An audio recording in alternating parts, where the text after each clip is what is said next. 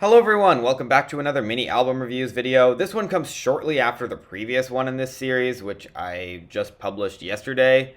And when I'm filming this, it was yesterday that one was published. And I might get this one uploaded today as well, so we'll see. But no, I did not do all these reviews within that one day between videos. I've been working on these ones for a little bit longer. So yeah, I don't think I could possibly have the time to do 10 album reviews all in one day if I haven't heard the albums at least once already before that. But anyway, these are going to be quite brief as usual. I haven't been listening to all the albums that I review a whole lot. Some of them I listen to more than others, but it often depends. I'll listen to an album once or twice and kind of figure out from there, is it worth listening to more? I try and almost always listen at least twice to the albums. But I am going away soon. I'm going to probably have one more mini review post before I go away, and then I would not expect uploads from me for a couple of weeks, but we'll see what happens. Anyway, for now, I got 10 albums to talk about today. It's all just my personal opinions on these albums, so feel free to let me know what you think in the comment section down below. I'm also getting over some kind of sickness, so my voice might not sound great, but it is what it is. Anyway, time to get started with the reviews. Tom Jenkinson, aka Squarepusher, is an English musician and producer, mainly known for electronic music, most of which I think is instrumental, or at least this album is. And he's been active for a few decades now, with a few albums that could arguably be considered classics.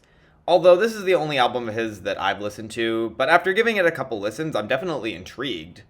This is an album that definitely feels like a good representation of how much you can do with instrumental music, where all the unique sounds and noises just add to the experience of it all, and it makes me wonder how younger me thought instrumental music was just boring and uninteresting. Which is even more crazy to me when I consider that I barely even cared about lyrics when I was a kid, or even the vocal performances all that much. Now, as much as I like the full-on weirdness of the opening track, the unpredictable progression of Fremantle, and the way that Headquarters sounds like a haunting movie soundtrack piece with all its subtle details that really make the song, and the exciting video game-like grooves and details on Terminus, and the penultimate track was quite fun as well, and I also liked the closing track more than I thought I would. Well, I'm not really sure the album's that cohesive as a whole. It just doesn't feel like it all adds up together to be greater than the sum of its parts, and considering that it's over an hour, the duller moments do start to run together a bit, and I'm left feeling like this isn't as strong as it should be, at least for me. But all that being said, this is some very high quality instrumental avant-gardeness that I'm glad I gave a chance. I'll give it a 7 out of 10, and I'm quite impressed by how well this experimentation is pulled off, even if I don't fully love the album. This is a technical death metal band from Vancouver, BC, who I've definitely heard about a lot as someone who lives in the Vancouver area, although I don't really know much about them, except for the fact that one of my friends was in one of their music videos once. Now, I've never really been much of a death metal fan, so I did not really expect that much from this, but I know it's going to get a lot of attention, and I may as well form an opinion on it, right? Well, I barely even have one. I mean, it's death metal, and I feel like I'm saying the same thing pretty much every time I talk about death metal. I mean, this album is not bad by any means, and I can appreciate how hard-hitting the production can be at its best moments, but I'm not really a fan of the vocal style, and I feel like it's just going way too fast for me to keep up with. And it's not that I'm against fast music, but when it's in a style like this that I don't really love, it's just hard for me to be fully invested. And it's part of the reason why I had a hard time following along with the lyrics, and also don't really plan on trying harder to understand them, at least right now. I guess it's a case where I actually find the lyrics kind of interesting when I'm reading them, but then barely remember any afterward. Although Limb of Leviticus does have some strong commentary on people who get stuck with old mindsets. So, you know what, I guess I'll give this album a light 7 out of 10, because there's enough really solid riffs and punishing moments in the production, and consider what I just said about the lyrics as well, but it's just not really my cup of tea as a whole, and I'm probably not going back to this much. Yeah, so if you thought this name looked familiar, yes, this is the guy who made I Like the Way You Kiss Me, which is a song I've never really liked that much. But curiosity got the best of me with this one, and it's not really very long, so I went, what the heck, and gave it a chance. And after 2 listens all the way through, I decided I'm absolutely done with this. Not only is it musically an absolute mess with lots of questionable production choices like that awful bass boost on Psychokiller, but Artemas just sounds like a The Weeknd wannabe who can't sell being an asshole nearly as well. And part of that might be because this arguably feels more authentic, which in this case is a bad thing. And yeah, it does not help that the content is gross, with so many moments that I find disgusting, whether it be the desperate blackmailing on the opening track, or the multiple mention of ruining you for future lovers, or especially on one of those songs where he says, "I'll lay you on the bed like it's my fucking right." That just sounds vile. And there are plenty of other examples of lines like that, way too many to mention all of them. So yeah, this album is absolute garbage. I guess there's a few moments where the production is passable and there's an okay groove here and there, but none of this is special. 3 out of 10, and I can't recommend enough that you stay the hell away from this. Easily one of the worst albums I've heard so far from this year, and I hope this guy never gets another hit song. So I'll admit to liking Choosin, Texas way more than a lot of people do, and I honestly think it's a pretty great country song. So I was actually really quite excited to listen to more Ella Langley, and after hearing her 2024 debut, I'm just left feeling like it was decent, but not really much more. Although I was hoping she'd show improvement here, and I think it probably does, although it's absolutely a very flawed album. I think Ella Langley is a pretty good singer, and there's some good instrumentals that fit the vibe on a lot of these songs, and I can really sense the emotion here. And I also do like some of the clever moments in the writing, such as how Be Her describes being envious of someone else, where the things that make the envied person so amazing is her mindset that the narrator wishes that she could have for herself, as well as the creative approach to writing about a love triangle on the aforementioned Choosin, Texas. That's another highlight, which I already mentioned earlier. But I do think the production often sounds too messy, and I would have liked more standout melodies, and overall the album's just inconsistent. So I'll take Choosin, Texas, Low Lights, and Speaking Terms as the big highlights, and beyond that, it's really just okay. I'd never heard of this band before, but I was looking for new releases online, and I came across this album, which I was kinda curious about. I've seen it described as post-black metal, which is definitely an interesting genre description to me, although after listening to it, I'd probably just call it space rock, although I'm not very knowledgeable about genres, so who am I to say? But anyways, what I can say pretty confidently is I'm not really digging this. Not only do the vocals often get buried in the mix in a way that doesn't flatter the album, but I just find the songs boring, where the slow pace is not at all justified by interesting song structures or anything really. It's worth noting that while I can hear a lot of the lyrics, I could not find most of them posted anywhere, so it is a bit harder for me to follow along. But from what I do hear, most of it sounds pretty cliche, although again, that's not the main point of this review, because it is harder for me to properly talk about lyrics when they're not available for me to read. But overall, as an album, I just did not really enjoy this much at all. I'm also not a huge fan of grunge, which this seems to take a lot of influence from, so I should not be surprised that this is only getting a 5 out of 10. And when you factor in the vocals, which usually just aren't my cup of tea either, and the fact that this feels way longer than it actually is, well, the latter of those issues is not always a bad thing, but in this case it might be, because the songs are so dreary and not in a way that makes them interesting, at least to me. I'd never heard of Lime Garden until this, and I saw this described as indie pop, so I was kinda curious, even though I did not have super high expectations. But honestly, that's mainly because I just did not know what to expect at all. And right away, I noticed how similar the opening track sounds to Chocolate by the 1975, but with the subject matter of looking back at your life and kind of feeling like you wasted those years, while also recognizing that you were totally different back then, so it wasn't really wasted. And honestly, I'm not really a huge fan of this album after a few listens all the way through.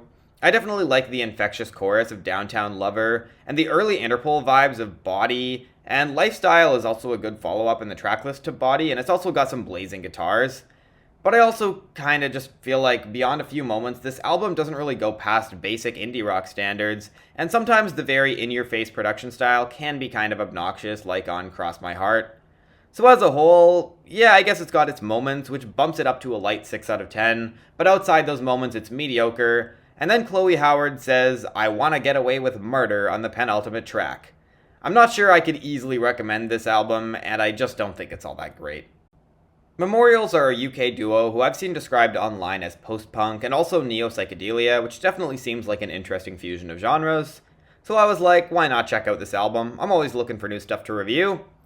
And unfortunately, it's not really a style of post-punk that I'm all that crazy about, and I don't think the execution is fully here either.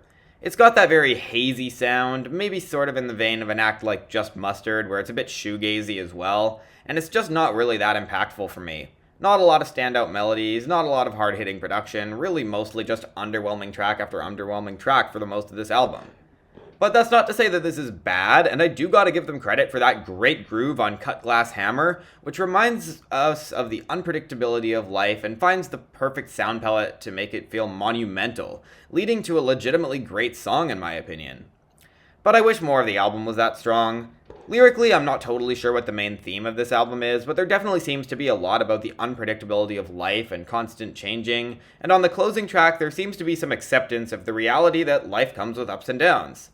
And I also like some of these moments in that regard, like the aforementioned Cut Glass Hammer, as well as how Reimagined River feels like a midlife realization that you want to dream bigger, but also feel a longing for familiarity.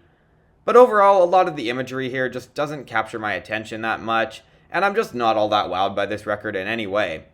But I'll still give it a 6 out of 10, because I think it's got a decent amount going for it, and it's not half bad at all. And beyond having one great song, I will also give it credit for having other interesting passages musically, like that unexpected ambient outro of Lemon Trees. So yeah, not a bad album, just probably not something I'll be returning to much. For those of you who don't know, my new band, Believe, is a new solo project from Cameron Picton, formerly known as the bassist and occasional lead vocalist in the now broken up experimental rock band Black Midi. A band I always liked, but wasn't a huge fan of, and when their lead singer Jordy Greep put out his debut solo album in 2024, despite the massive amounts of acclaim, I wasn't really all that wowed. But I did really like some of Cameron's vocal contributions to Black Midi on songs like Slow, so I was quite curious to hear this. And you know what? I think this is pretty solid. It's definitely got some haunting moments like the opening track, which plans revenge against the murderer of the narrator's uncle, and I love the musical build on Pearls. But there's also the musical build on the song before it, Love Story, which doesn't work nearly as well for me. And a bit of a side note, I thought it was going to be a Taylor Swift cover because Black Midi covered that song, I'm pretty sure with Cameron on vocals from what I remember. And honestly, I kinda wish it was a cover of that song. And I don't know, something on this album just isn't quite clicking. Maybe it's just some weird production tones that don't quite sit with me as well as I would have liked, making this not hit as hard emotionally as I feel like it should. Or maybe it's just that I kinda think there's a bit too much musical meandering, where for such strong musical theater vibes, I would have liked a bit more consistent energy, or at least for the mellower moments to feel like they move this forward more. But whatever, it's still pretty strong. I really like Cameron's vocals, and it's got a lot of unpredictability that I think suits the album quite well. So I'll give it a 7 out of 10, and I might actually revisit it. I would not be surprised if it grows on me. But for now, I'm not fully won over, even though I did enjoy this quite a bit.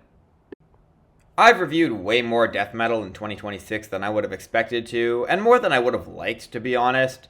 But I wanted to give this one a shot because I saw it getting tons of critical acclaim, and it might attract some attention to this video. And unfortunately, I'm just not all that wowed here either. Lyrically, it tackles issues such as greed and unhinged desire for power, and as much as I respect their attempt to spread good messages, it mostly just feels like a pretty standard way of presenting it without really being very thought-provoking.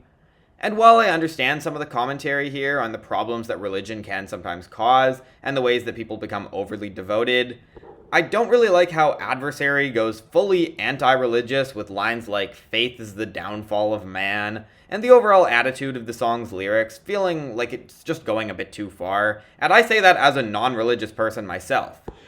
But the other problem here for me is that the music just isn't that interesting, or at least not to my ears as a non-death metal fan. It kind of feels to me like I'm just listening to the same song over and over again, which totally might be a me thing, but either way, I'm left giving this a 6 out of 10. I guess I'll give it points for having good production. Those drums on Host are quite hard-hitting, and it's not a terrible album by any means. In fact, I don't even think it's bad, but it's absolutely not for me, and I'm not sure I totally get the hype. Back in my blogging days, I reviewed Holly Humberstone's debut album in 2023, which I did not really like at the time, and going back to it now, I unfortunately stand by that. It honestly reminds me a lot of Gracie Abrams, albeit I don't like it as much, and I say that as someone who's not really a huge Gracie Abrams fan. And unfortunately, I feel pretty much the same about this album. Lots of mellow, sad girl indie pop with lovesick lyrics and lots of emphasis on relatability, albeit with enough unique details that might make some of these songs at least memorable. But to me, it mostly feels uninteresting. The production can't always capture the mood properly, and while I don't think Holly's a bad singer, I do get a bit sick of this similar vocal style of hers throughout these 40 minutes. I think the title track nails some of the melodrama quite well. White Noise mostly hits the vibe of wanting to have a sad dance to get over a breakup, And Drunk Dialing probably has one of the best hooks here, which is mostly backed up by the production. But then you also get another cliche and uninspiring attempt at a motivational song on Lucy, and the significantly worse following track Red Chevy, which not only has really off-putting percussion choices, but also feels like the try-hard, edgier moment on the album.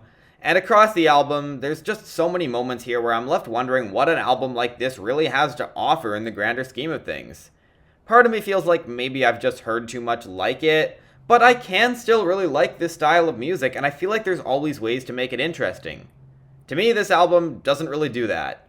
So for me, it's a 5 out of 10, and unfortunately, I don't see a lot of potential here.